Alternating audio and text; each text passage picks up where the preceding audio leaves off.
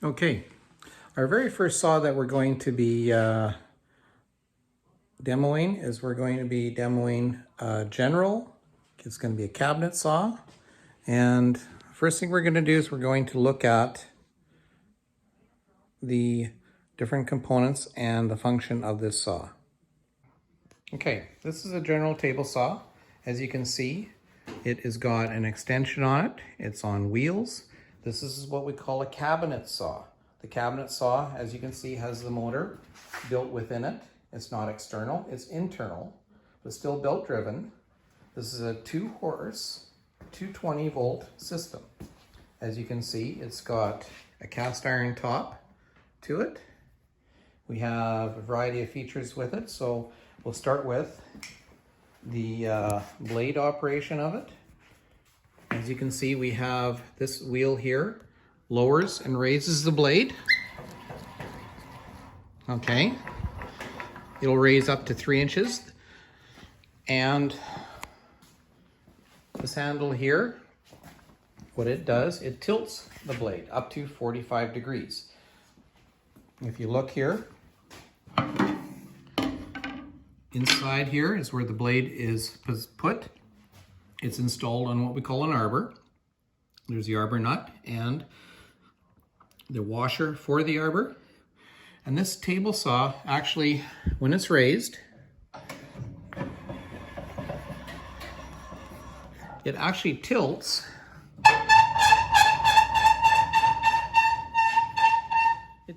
to the right, okay? And not every saw tilts in the same direction.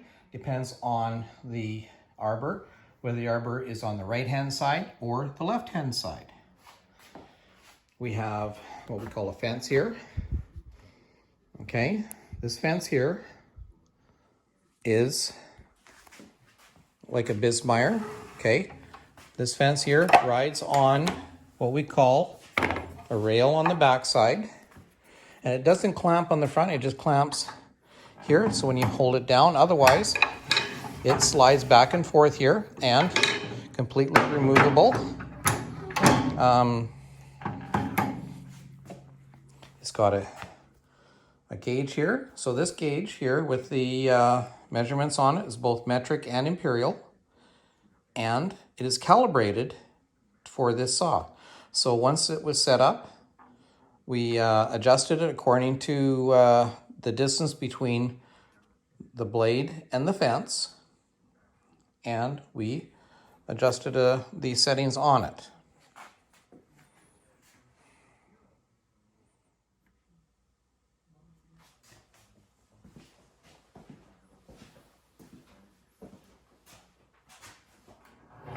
Table saw operation. Well, the first thing we need to understand about a table saw operation is understand how to change the blade. It's part of the maintenance. So this is what we call the throat plate. The throat plate covers the area here, and we only exposed as much blade as needed. The blade has to come up an eighth to a quarter of an inch past the material. In this case here, this material is 3/4 of an inch, so it's going to be no more than a quarter of an inch past that material. Okay? So, changing the blade. We're going to lift the arbor of the saw up as high as we can. We're going to be using 2 wrenches, one for the nut and one for the arbor. Okay? When I go to loosen it, I turn the nut to the direction the teeth are facing, which is towards me. Like so. Then I will pull the nut out and move the camera over so you can see. Okay. Down a little bit. There we go. So as you can see, what I'm going to do is, as I pull the nut off, I'm actually going to hold my finger there, because if we don't, the odds of that nut coming into the bottom of the cabinet and can be sucked into the dust collector system. So there's the nut, there's the washer of the arbor, and putting the blade not on steel but on wood, okay? You never want to put the blade or carbides on the steel surface of the table saw because it will wreck the carbides of this blade. And then when we go to put a new blade in, of course, the teeth facing inward, okay? The washer then goes on, and the nut. This table saw has got an arbor that is on the right-hand side. Some table saws have it on the left-hand side. This table saw, when I turn around and adjust the blade, if I go to put it on the angle, then I will turn around, it'll tilt to the right, is what it'll do. There we go. I got that on there now.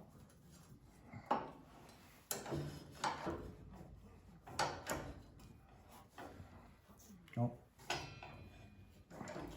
This saw is a little finicky. The nut's not put on the right way. Got to turn it around. This is an older cabinet saw. It's still a good solid piece of equipment. It's been around quite a while now. There we go. Goes on. Definitely a lot better.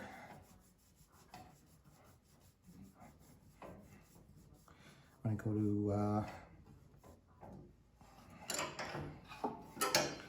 I go to tighten it, I go against the grain, the direction of the teeth, and all I do is snug it up. And then the throat plate is back on, in place, it's flush, and we're ready to roll.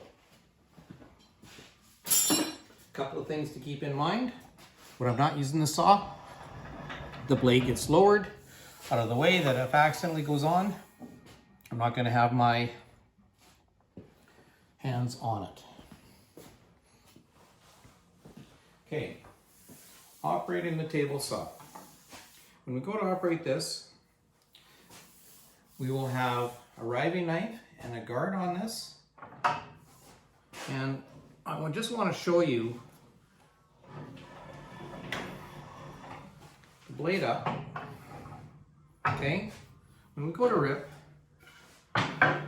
we lower the blade to 1/4 of an inch higher than the material. And if I'm going to rip, say, 2 inches, I will rip 2 inches, okay? And I will turn around and I will have to use a riving knife, should be in there, but I will use a push stick. The push stick is used if the blade or the fence is within a hand width or 6 inches to the blade. Anything greater than 6 inches, we can use our hands to push the material through, but anything closer, you should be using a push stick to protect your fingers and for safety's sake. So I'll bring this to 1.5 inches, and my process now, when I go to push this through, I'm going to be using my thumb and my forefinger to hold it down, and I'm going to be pushing it through using my thumb and forefinger. I stand on an angle, not directly behind the blade, but beside the blade, okay? Now, I just want to show you, I'm not going to have my guard on here so you can see, but for safety's sake, guards all should be on the equipment. So I will turn this on and let you see. Safety glasses on, hearing protection in. Okay, I will turn this on just to give you an idea. And by the way, you should have all the material and everything off the table saw. It should be a clear before you do anything. You should never use your table saw as a bench. Everything should be cleared off. So here we go.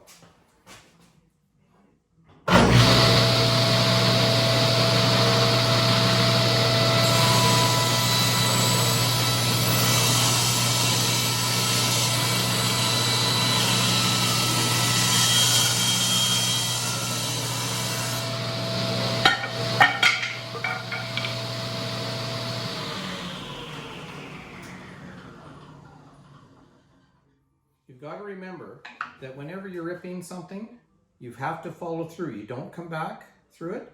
You follow through to the end. You let the material fall, or you have an outfeed table at the other end of the saw, or have what we call a tail person to collect the material as you're running through.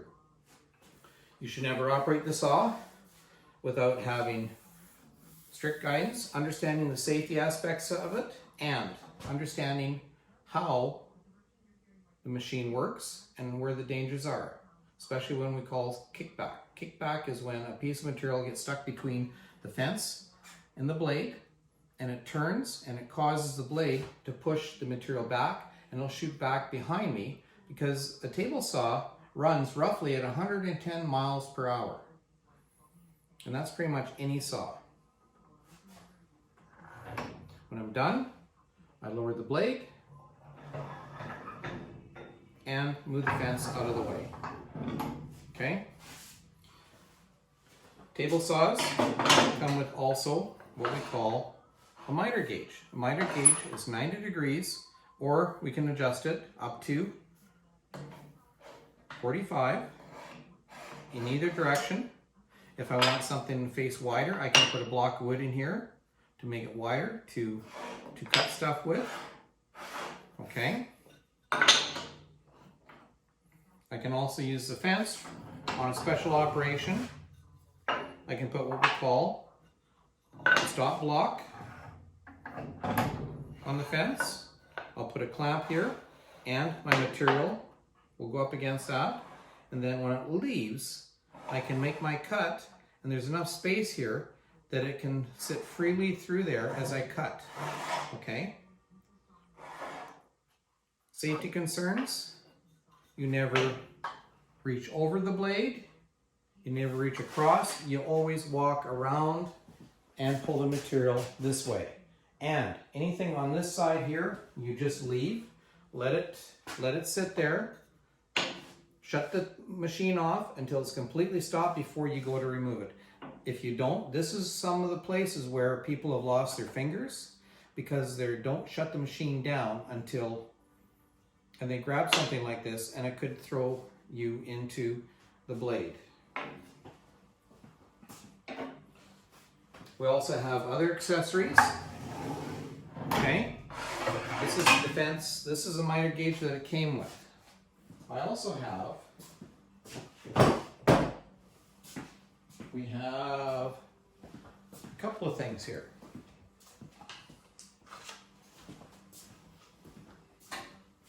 This is a feather board. We can install a feather board in here, and the feather board allows us to cut material, okay, when we're cutting stock. See, can't move. And I can bring this in now. And the whole idea with the feather board is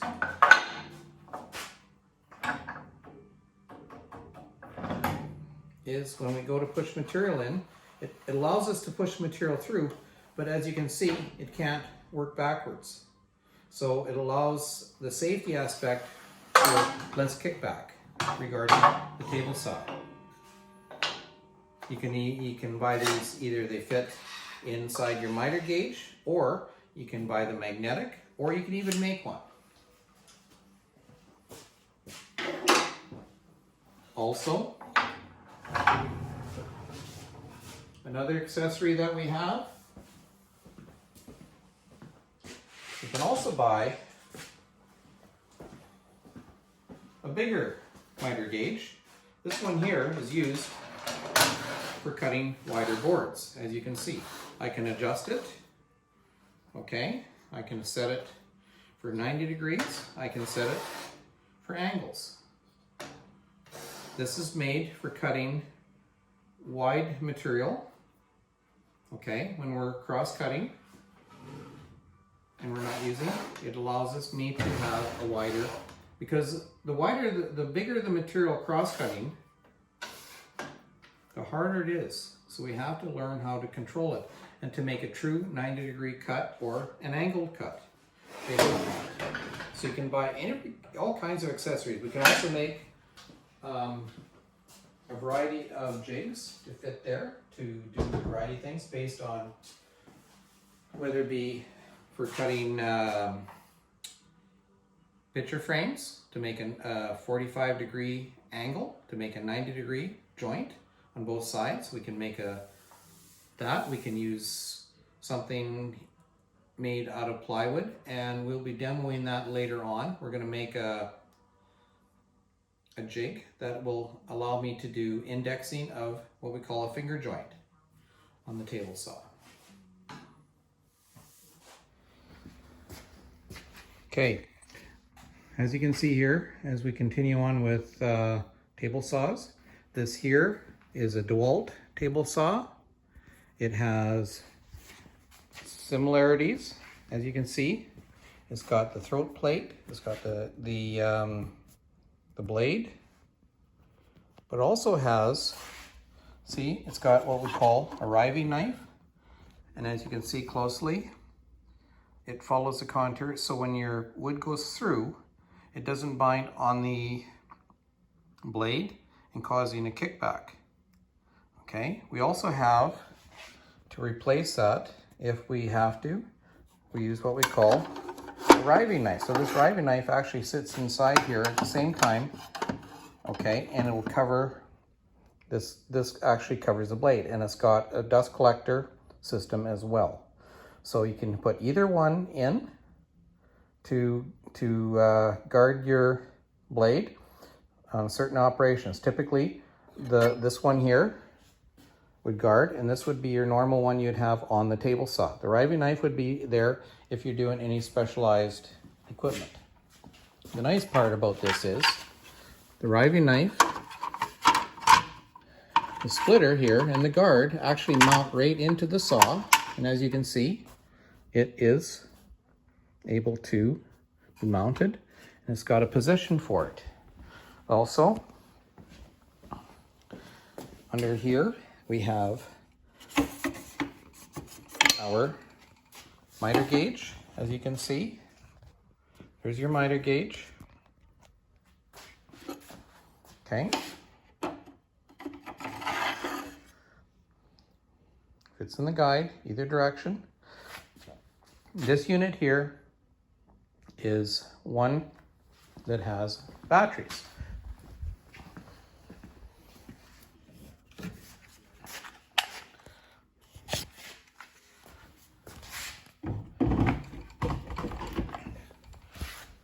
This saw here is a 60-volt, 8 1/4 inch table saw called FlexVolt. Working with it, I find that it has a lot of good features. It does the amount of work that's required typically on the job and will have a very good life on the battery. Okay, I'm going to demonstrate a couple of things here. First of all, lowering the blade down. You lower the blade down, right? With that, if you want to adjust the angle on it, as you can see, it adjusts the angle to whatever angle you want. It's got the on-off switch, and as you can see, it's got, closely, it's got the push button. So if I turn it on, okay, or it's got the emergency stop with this unit. Also, for the fence, I unlock that and I can adjust the fence accordingly. This will cut up to 24 inches when I go past to support the material. It's got a support here and built-in push stick where available. So as you can see, the features on it are pretty good. So for on the construction site, it's very handy, it's very good. Okay. Lock it in place. You can turn it on. Okay, as you can see, on-off switch.